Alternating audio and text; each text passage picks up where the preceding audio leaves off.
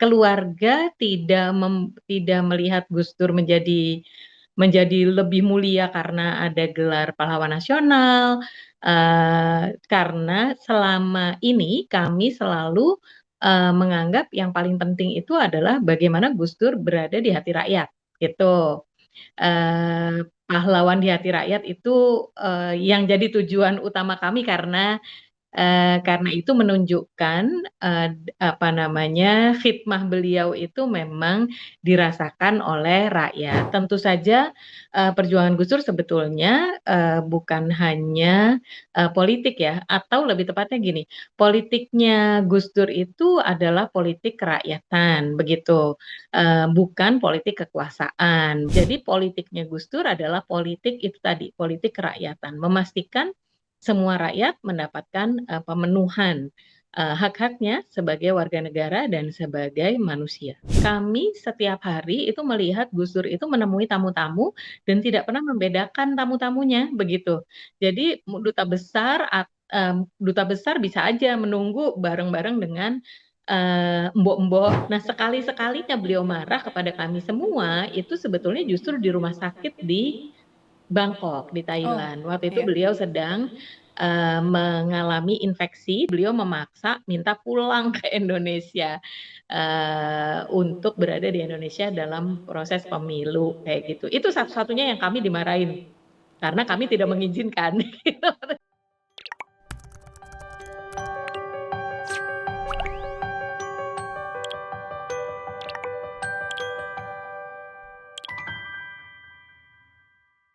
Ya, halo Tribuners, kembali dengan On Focus Tribun News bersama saya Via Tiokonibili. Tribuners, Presiden Prabowo Subianto resmi memberikan gelar pahlawan nasional bidang perjuangan politik dan pendidikan Islam kepada Presiden keempat Republik Indonesia Abdurrahman Wahid alias Gus Dur pada Hari Pahlawan tahun 2025 ini. Pada acara pemberian gelar pahlawan di Istana Negara 10 November 2025, Gus Dur disebutkan sebagai pahlawan dengan perjuangan politik dan pendidikan Islam. Semasa hidupnya Gus Dur juga memperjuangkan kemanusiaan, demokrasi, dan pluralisme di tanah air. Dan saat menjabat sebagai Presiden Indonesia, Gus Dur dikenal dengan kebijakannya yang kontroversial dan juga dikenal sebagai Bapak Pluralisme. Dan Gus Dur juga dikenal sebagai presiden yang menjunjung kebudayaan dan humanis. Untuk mengenal lebih jauh terkait dengan sosok Gus Dur, kita akan berbincang dengan Putri Sulung dari Gus Dur, Mbak Alisa Wahid, yang sore ini sudah tersambung dengan kita melalui Zoom. Halo, selamat sore Mbak Alisa. Selamat sore, Mbak Via. Kabar baik ya Mbak ya? Alhamdulillah. Alhamdulillah, ini kita berbincang sore hari setelah pagi tadi pemberian gelar pahlawan nasional untuk Gus Dur. Apakah baru kelar agenda keluarga Mbak usai pemberian gelar pahlawan nasional Mbak, atau ada sedikit kumpul-kumpul bareng gitu Mbak tadi? Nggak ada. Mm-mm. Nggak ada, Mbak, nggak ada sama sekali ya, kita kayak hari biasa aja, gitu. Oke, absen dulu kali ya Mbak, tadi memang tidak hadir di istana ya Mbak ya, karena tadi kalau Nggak. disorot ke kamera ada Ibu Sinta Nuriyah dan Mbak Yeni yang menerima ya Mbak ya di Betul, istana. betul, betul. Baik. Ini bagaimana makna pemberian gelar pahlawan nasional bagi keluarga untuk Gus Dur Mbak? Sebetulnya begini, kalau bagi kami gelar pahlawan nasional itu sebetulnya adalah urusan negara, gitu. Bukan urusan, keluarga. Artinya, keluarga tidak melihat Gus Dur menjadi lebih mulia karena ada gelar pahlawan nasional, karena selama ini kami selalu, menganggap yang paling penting itu adalah bagaimana Gus Dur berada di hati rakyat, gitu. Pahlawan di hati rakyat itu, yang jadi tujuan utama kami karena itu menunjukkan, apa namanya, khidmah beliau itu memang dirasakan oleh rakyat. Jadi kita tidak pernah expect, tidak pernah juga mendaftarkan, tidak pernah, berharap begitu ya, itu adalah, ruang negara untuk mengapresiasi putra-putra terbaiknya, gitu. Jadi kita melihatnya seperti itu dan jadi ya sudah gitu Mbak. Apa namanya, tidak ada hal yang kemudian seperti mengubah segalanya gitu ya, enggak juga gitu. Yang penting tadi ya Mbak ya, memenangkan hati rakyat itu ya Mbak ya. Betul, Baik. betul. Dan kemudian kalau misalnya pemberian gelar pahlawan nasional ini kan di bidang politik dan pendidikan Islam ya Mbak ya.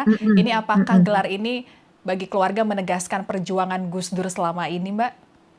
Iya, tentu saja, perjuangan Gus Dur sebetulnya, bukan hanya, politik ya, atau lebih tepatnya gini, politiknya Gus Dur itu adalah politik kerakyatan begitu, bukan politik kekuasaan begitu dan, itu satu ekstrim. Sementara di ekstrim yang lain itu adalah peran beliau dalam mengangkat kehidupan pesantren dan pendidikan Islam, begitu. Karena beliau adalah salah satu yang dianggap, paling, terdepan untuk, membawa dunia pesantren itu menjadi, lebih lebih apa istilahnya, lebih terbuka terhadap dunia luar dan dunia luar juga lebih mengenal pesantren, begitu. Dan itu memang meneruskan perjuangan dari kakek dan ayahnya ya, dari Hadratus Syekh Hasyim Asy'ari, kemudian Kyai Wahid Hasyim, begitu. Jadi ini saja sudah menunjukkan spektrum perjuangannya Gus Dur itu atau spektrum khidmahnya Gus Dur itu, lebar sekali begitu, Mbak. Iya ya Mbak ya, ini jadi kita bisa tarik ke arah toleransi juga ya Mbak ya, karena tadi Betul. beliau memastikan kalau pendidikan Islam Mhm, terpenuhi, berkembang dengan mhm. baik, tapi ada juga kebijakan-kebijakannya yang membuat Gus Dur dikenal dengan Mhm. Bapak Toleransi gitu ya Mbak ya. Betul, Ini betul. boleh nggak sih Mbak kalau di keluarga itu pernyataan Gus Dur gitu yang dulu terkait dengan toleransi yang mungkin sampai sekarang masih Mbak ingat betul gitu Mbak? Kalau, bagi kami sebetulnya, lebih banyak yang lebih kuat itu adalah keteladanan langsung ya, begitu. Jadi beliau tidak pernah membedakan, orang itu dari, derajat sosialnya atau kemudian dari latar belakang agamanya atau latar belakang sukunya, itu tidak ada.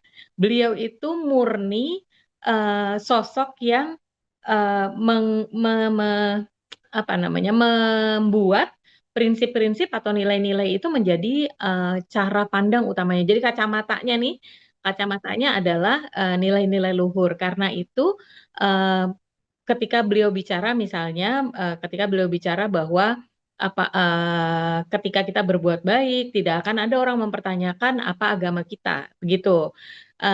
Itu betul-betul bukan sekedar sesuatu yang muncul di perkataan, tetapi memang benar-benar, beliau lakukan. Makanya, beliau misalnya dari sebelum beliau menjadi presiden, itu beliau memperjuangkan kelompok-kelompok minoritas agama. Misalnya Sunda Wiwitan yang sampai sekarang tidak pernah diakui sebagai agama nih, tetapi dipandang sebagai kepercayaan. Bagi Gus Dur itu adalah agama, begitu, yang harus dipenuhi hak-hak penganutnya. Saya pernah bertemu dengan, keluarga, Pangeran Jati, dari, Sunda Wiwitan dan beliau bercerita bahwa Gus Dur itu dulu memperjuangkan nasib, putra-putrinya yang sedang mengurus, status perkawinan, di antara mereka, karena tidak ada dalam agama-agama yang tercatat. Nah, misalnya hal seperti itu kan kelihatannya kecil, Mbak, gitu, karena hanya satu atau 2 orang, tetapi bagi Gus Dur itu benar-benar diperjuangkan. Nah, karena itu, bagi beliau berada di mana pun, itu harus membawa nilai-nilai keadilan dan kemanusiaan, begitu. Itu penting sekali. Makanya mudah untuk mengembalikan nama Papua misalnya kepada warga Papua, atau kemudian, mencabut impres, terkait dengan Eee, apa, eee, pelarangan penggunaan, identitas budaya Tiongkok bagi warga Tiongkok di Indonesia gitu yang warga Tiongkok. Orang-orang Indonesia, warga negara Indonesia yang berdarah Tiongkok gitu misalnya. Itu dicabutkan oleh Gus Dur. Itu ya karena berangkat dari prinsip-prinsip itu. Bukan karena hitung-hitungan, ah ini kan kelompok minoritas atau ah saya nggak akan dapat keuntungan dari sini. Itu nggak ada. Bagi Gus Dur itu tidak ada. Jadi politiknya Gus Dur adalah politik itu tadi, politik kerakyatan. Memastikan semua rakyat mendapatkan pemenuhan hak-haknya sebagai warga negara dan sebagai manusia. Begitu. Oke. Politik kerakyatan bukan politik kekuasaan ya, Mbak Betul, Alisa ya, Mbak. betul. Oh, ini jadi merinding mendengar ceritanya karena ini pasti Gus Dur punya cara sendiri ya, Mbak ya, untuk memperkenalkan keragaman itu kepada Betul. keluarga, Mbak. Betul, Mbak. Nah, itu tadi. Jadi kami setiap hari itu melihat Gus Dur itu menemui tamu-tamu dan tidak pernah membedakan tamu-tamunya, begitu. Jadi duta besar bisa aja menunggu bareng-bareng dengan embok-embok gitu yang sedang mau mengadukan. Nggak ada, Mungkin ini Mbak, apa kayak ini khusus untuk jalur-jalur para pejabat, ini nggak untuk ada. yang kelas ini gitu nggak ada, Mbak? Nggak ada, nggak ada. Saya putri pertama ya, anak pertama. Jadi waktu merayakan pernikahan atau acara walimah yang itu, mantu itu Gus Dur sudah menyampaikan bahwa nggak ada semua tamu saya VIP, jadi tidak ada jalur VIP begitu. Oke. Jadi ya waktu itu memang ada tuh pejabat tinggi negara gitu yang panitianya ya cerita setelah itu marah-marah karena harusnya kan ada jalur VIP, saya ini menteri, yang kayak gitu-gitu gitu dan bagi Gus Dur ya ya semua VIP, semua tamu beliau VIP begitu. Jadi hal itu membuat memang kami jadi terbiasa untuk melihat manusia itu sama gitu. Jadi apakah dia pakai sorban, pakai peci, atau pakai baju pendeta, biku, itu nggak ada perbedaan. Begitu juga NU Muhammadiyah, sahabat-sahabat beliau terdekat itu banyak juga orang-orang Muhammadiyah dan persahabatannya sangat dalam begitu, sangat tulus. Misalnya dengan Kang Sobari atau Pak Muslim Abdurrahman, beliau sangat hormat pada kiai-kiai NU, tapi juga hormat pada kiai-kiai Muhammadiyah. Misalnya contohnya begitu. Atau kemudian kepada tadi itu, kepada kelompok-kelompok masyarakat yang lebih lemah. Misalnya setelah beliau wafat, ketika saya berkeliling ke seluruh Indonesia mencari sahabat-sahabat, mencari jejaknya Gus Dur begitu ya, saya ketemu dengan banyak sekali kelompok yang kecil-kecil. Misalnya kelompok masyarakat Samin di Pegunungan Kendeng itu yang dulu Gus Dur sampai sana gitu dan membela nasib mereka begitu. Atau saya ke Manado ketemu dengan petani cengkeh yang merasa memang dulu apa namanya dibela oleh Gus Dur. Kebijakan yang dibuat oleh Gus Dur itu melindungi para petani cengkeh di Indonesia gitu.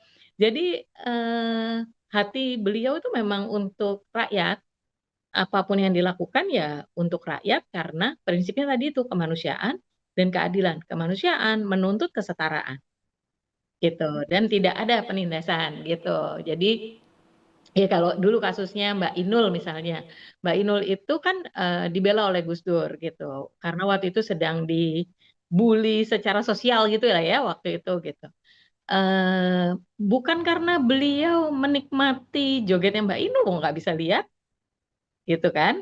Tetapi karena Mbak Inul seorang manusia yang dan tidak boleh ada penindasan atau social bullying atau intimidasi atau bahkan pemaksaan menganggap bahwa kita lebih mulia daripada seorang penyanyi dangdut gitu. Itu ditolak oleh Gus Dur. Jadi yang ditolak itu adalah penindasannya dan beliau pasti bersama yang lemah, begitu. Jadi hal-hal seperti ini kan kami lihat langsung, Mbak, gitu. Jadi tidak dengan apa ya, petuah-petuah begitu itu nggak ada. Jadi kita ya kenal dengan Mbak Inul, dengan apa namanya, misalnya dengan kelompok masyarakat di Kedung Ombo misalnya ya, waktu beliau menjadi presiden, beliau berkunjung ke desa-desa yang terdampak oleh kebijakan pembangunan Kedung Ombo dulu itu, gitu. Beliau membawa mesin bot karena memang desa-desa yang bertahan ya dari waktu itu, dari serangan itu kalau waduknya lagi diisi mereka masih sebagiannya masih akan ini Mbak, akan apa namanya, eee, sawah-sawahnya itu penuh dengan air gitu loh, gitu. Jadi, Gus Dur menyediakan waktu itu memberikan apa namanya, motorboat gitu kepada mereka. Jadi orang-orang ini tentu sangat mengenang Gus Dur karena walaupun mereka di desa, Gus Dur itu langsung memperjuangkan nasib mereka. Atau kalau teman-teman di Papua itu jelas ya, ketika saya terakhir ke Papua akhir tahun lalu juga saya, bertemu dengan warga Papua yang mereka semua mengatakan bahwa bagi mereka, Gus Dur adalah presiden yang paling bisa menghargai jati diri orang Papua dan menggunakan pendekatan perdamaian dan dialog sejati gitu.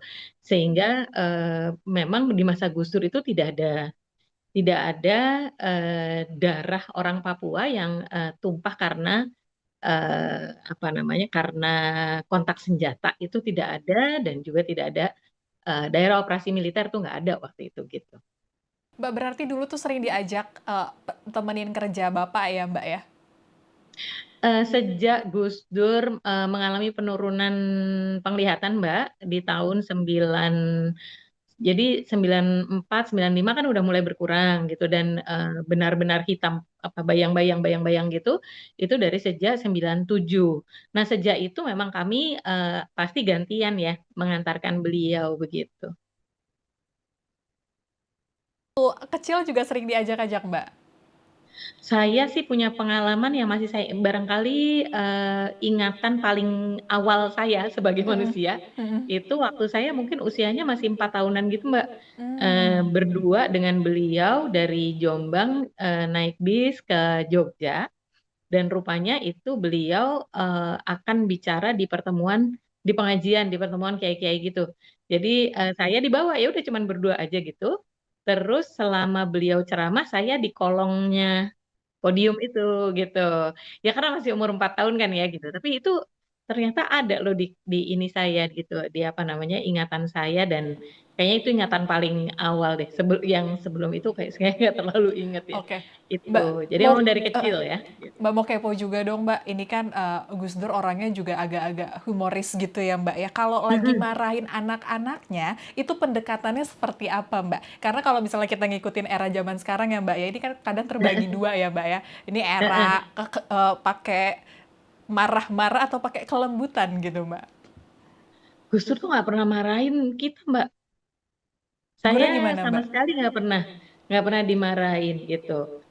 Sekali deng, sekali dimarahin tapi itu malah saya pas sudah menikah, sudah punya anak gara-garanya kesundulan anak kedua baru umur, 6 bulan saya sudah hamil lagi gitu. Terus itu aja cuman beliau, waktu itu, bilang, "Kamu nih gimana sih, apa nggak dipikirin, ngatur kelahiran?" Udah cuman itu doang dan cara ngomongnya begitu aja, gitu. Nah, sekali-sekalinya beliau marah kepada kami semua, itu sebetulnya justru di rumah sakit di Bangkok, di Oh, Thailand. Waktu itu iya. beliau sedang, mengalami infeksi di sini, ada saluran saluran cuci darahnya dari sini, lalu ini infeksi gitu, tapi beliau, maunya pulang cepat karena, mau memastikan bahwa, pemilu itu bisa berlangsung dengan baik gitu dan kalimat beliau adalah, "Aku itu pemimpin dan aku harus bersama rakyat." Gitu. Jadi beliau memaksa minta pulang ke Indonesia, untuk berada di Indonesia dalam proses pemilu kayak gitu. Itu satu-satunya yang kami dimarahin, karena kami tidak mengizinkan gitu. Oh, oke, Kami oke, oke. berdebat gitu, berdebat, "Nggak Heeh. bisa Pak, ini tuh masih masih apa, masih infeksi," gitu. Terus beliau bilang, "Nggak bisa, aku mau, ada di tengah-tengah rakyat, ini karena mau pemilu." Dan akhirnya memang pada hari pemilu itu, kita pulang ke Indonesia gitu. Itu tahun Oke. 2009 kayaknya Mbak, kalau nggak salah Mbak. Baik, kemudian bagaimana cara mengajarkannya, Mbak? Kalau kita lihat ya, anak-anak Gus Dur ini kan vokal, hampir semuanya nih vokal gitu, Mbak, tentang Vokalis. kondisi saat ini gitu ya, Mbak. Itu seperti apa mengenalkan untuk kita berani berbicara, berani mengeluarkan pendapat, itu seperti apa, Mbak? Itu karena memang dari kecil kami itu, apa ya, nggak pernah, tidak dihargai ya pandangannya gitu. Jadi, beliau selalu, mendengarkan kami, ngomong apa gitu dan tidak pernah menyebut kami ini pandangannya keliru atau enggak gitu. Jadi misalnya contohnya ketika rambutnya Inayah dicat itu loh Mbak, gitu kan waktu itu saya, jengkel banget ya, gitu. Terus saya ajak ke bapak gitu waktu itu. Terus saya bilang gini, "Pak ini loh Inayah ini, kita ini kan keluarga yang selalu disorot Oh gitu, ya. kenapa sih dia malah pakai rambutnya dicat, kuning gitu, ini kan semakin disorot," gitu. Maksud saya ini beban, ini unnecessary problem deh gitu ya di kepala saya gitu. Terus, jawaban Gus Dur waktu itu gini, "Lah kamu gimana In? Kamu, siap nggak kamu dihakimi oleh orang-orang gitu, diomongin, orang-orang?" Terus kata Inaya ya karena dia masih remaja ya, waktu itu dia bilang gini, "Ya aku siap, terserah aja orang ngomong apa, ini kan rambutku," gitulah gampangannya ya. Lalu, Gus Dur itu lalu menjawab ke saya begini, "Yang melakukan aja siap sama konsekuensinya, kenapa kamu harus meributkan? Itu kan dia yang harus bayar," gitu. Nah, itu membuat saya berpikir bahwa iya ya, kita ini nggak bisa maksa orang lain. Kita nggak bisa maksa orang lain, kita juga harus respect, pada, hak untuk menentukan menentukan pilihannya begitu. Dan, juga saya belajar untuk, don't sweat the small stuff gitu waktu itu, gitu. Nah, hal-hal kayak gitu itu hampir setiap hari begitu, Mbak, Hmm. gitu. "Pak, saya mau kuliahnya bingung, saya pengennya kuliahnya di Jogja, tapi saya pengennya, kan UI kayaknya lebih elit daripada, UGM," gitu kan. UGM kan universitas rakyat ya, gitulah, gitu. Jadi saya nggak, "Kok kayaknya Deso," gitu. Terus jawaban beliau gini, "Sekolahnya bagus kalau orangnya jelek tetap aja hasilnya jelek, sekolahnya jelek kalau orangnya bagus tetap aja hasilnya bagus," gitu. Ya Mm-mm. udah, jadi saya nggak langsung dikasih tahu, "Oh kamu UGM aja," atau, "Oh Mm-mm. kamu UI aja," itu nggak ada. Kita kita cuman diomongin begitu. Lalu saya mikir, iya ya. Nah, jadi akhirnya saya mengambil keputusan untuk masuk UGM dan akhirnya saya tahu bahwa sebutan Deso itu kan karena orang dari luar gitu. Ketika kita di dalam, ketika saya tahu ternyata UGM tuh gede sekali gitu. Ternyata cara pandangnya benar-benar cara pandang bersama rakyat gitu dan itu lebih cocok untuk saya gitu. Tapi Gus Dur tuh tidak dengan UGM itu lebih ini, lebih merakyat, lebih enggak gitu, cuman prinsip-prinsip dasar aja. Karena itu kami juga tidak pernah dipaksa untuk melakukan A, melakukan B, semuanya kami melakukan, dengan kesadaran sendiri, dengan, nilai-nilai yang kami lihat diteladani oleh Gus Dur dan Ibu Sinta Nuriyah gitu. Jadi akhirnya ya kami menjadi pribadi-pribadi yang mandiri, yang tidak takut berbicara. Kepada beliau berdua yang paling kami segani aja, kami dihargai kok gitu. Oke, ini mungkin Mhm. bisa menjadi pembelajaran juga ya bagi Tribuners yang lagi nonton juga nih Mbak Alisa.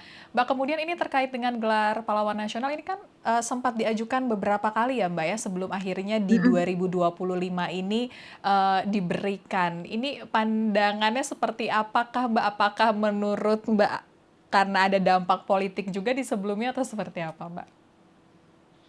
Ya seperti tadi saya sampaikan bahwa, bagi kami, gelar pahlawan itu urusan negara. Bagaimana negara menghargai putra-putri terbaiknya. Udah itu aja titik gitu. Ketika negara tidak memberikan itu kepada Gus Dur, ya buat kami no problem, bagi kami Bapak itu, Gus Dur itu sudah menjadi pahlawan bagi, rakyat dan itu udah cukup gitu. Eee, Kami tidak mau, juga kemudian, orang melihat kepahlawanan Gus Dur itu hanya dari gelar dari negara itu gitu. Jadi buat kami tidak pernah menjadi persoalan sih Mbak itu, mau diberi atau tidak, yaitu sekali lagi, sebetulnya ya, nega negara yang mulia adalah negara yang tahu, cara mengapresiasi, anak-anak bangsa yang terbaik, itu aja gitu buat saya. Jadi kalau, misalnya sebelumnya negara tidak mengakui ya negaranya sendiri yang yang merugi gitu kalau menurut, kami ya. Gus Dur itu dari sejak awal tidak pernah mengejar gelar pahlawan, tidak juga, apa namanya, beliau bukan orang yang butuh panggung, butuh lampu sorot untuk dirinya sendiri.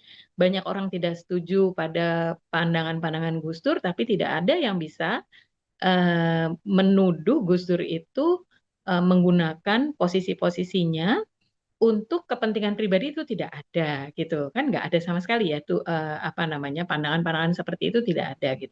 Jadi bagi kami itu cukup, begitu. Dan, kalau hari ini ditentukan seperti itu, ya kami menganggap bahwa ya itu berarti negara sudah siap untuk mengakui, bahwa, Gus Dur adalah salah satu kader terbaiknya dan bagi kami ini, satu, tidak terkait dengan siapapun yang lain dan juga yang kedua yang paling penting adalah, ini bukan karena beliau sebagai presiden, gitu. Seseorang tidak menjadi pahlawan karena dia pernah menjadi presiden, menurut kami. Tapi apakah, dia memang memiliki integritas moral dan berjuang untuk kemaslahatan rakyat, begitu. Itu 2 kriteria itu yang sebetulnya kalau kita lihat ini berlaku secara universal. Di mana-mana berbagai teori itu juga menunjukkan bahwa yang disebut pahlawan, itu menunjukkan 2 kriteria yang sangat spesifik. Dia punya moral virtue dan dia, rela, berjuang, mengorbankan dirinya untuk memperjuangkan moral, virtue tersebut. Dan yang kedua, itu selalu terkait dengan kemaslahatan yang jauh lebih besar. Misalnya Gandhi, atau Martin Luther King, atau Nelson Mandela, itu kelihatan sekali bahwa mereka mau membayar harga pribadi untuk perjuangan demi rakyat, gitu. Nah, menurut kami di Indonesia juga harusnya seperti itu. Harusnya pahlawan itu karena, kemauan, yang bersangkutan untuk menjaga nilai, punya integritas moral dan kemudian, mau membayar harga yang lebih daripada orang awam, begitu atau orang awam, orang biasa yang bukan pahlawan, begitu. Orang-orang yang menggunakan, kekuasaan justru untuk dirinya, nah itu ya nggak bisa disebut pahlawan, begitu. Download Tribun X sekarang, menghadirkan lokal menjadi Indonesia.